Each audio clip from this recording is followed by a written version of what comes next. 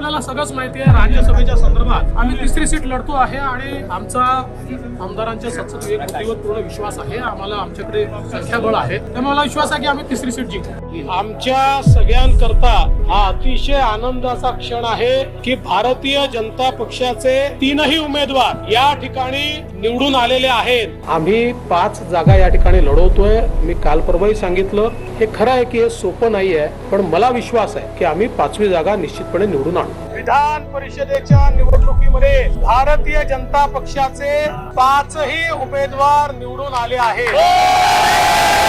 या निवडणुकीमध्ये महायुतीला एज आहे आणि भारतीय जनता पार्टी महाराष्ट्रातला सर्वात मोठा पक्ष असेल, हे मात्र मी निश्चितपणे ठामपणे या ठिकाणी सांगतो. मी देवेंद्र सरिता गंगाधरराव फडणवीस ईश्वर साक्ष शपथ घेतो की महाराष्ट्र राज्याचा मुख्यमंत्री म्हणून